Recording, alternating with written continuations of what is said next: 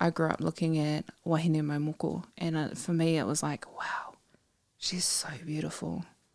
Man, you know, she's just standing there in all of her strength as a woman, and she's so proud of who she is.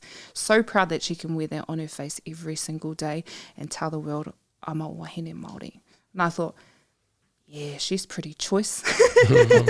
And so for me, that's where that, like way back then, I kind of was thinking that way.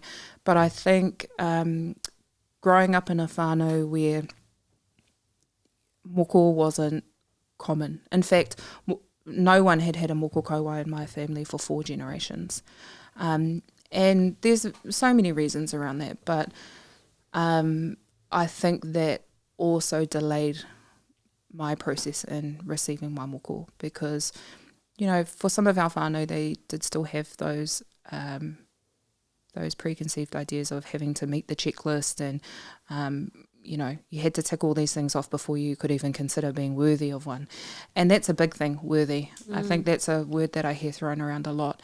And I feel real aroha for people that's the way they've grown up, or that's the understanding that they've had, because for so many people that I talk to, they think, wow, that's so beautiful and I'd love that one day, but I don't think I deserve it.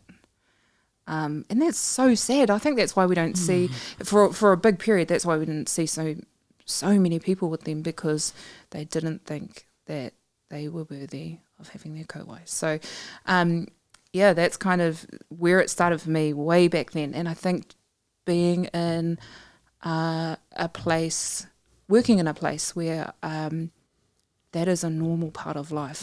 And for Māori, we see moko as very healing.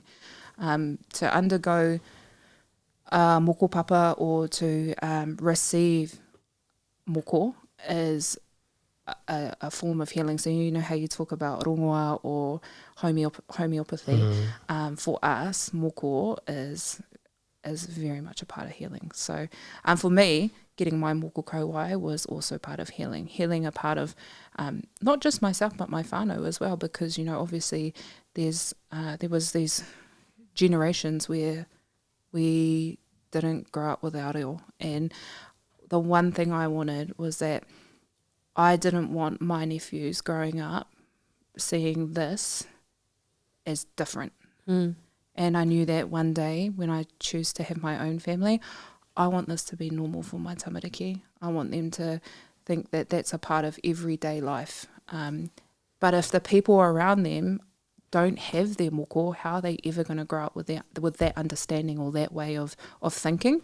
And I grew up that way, so I know that, you know, I didn't feel worthy and I didn't think that was normal at all. So those were parts of my why, really. All right, we're off to the marae.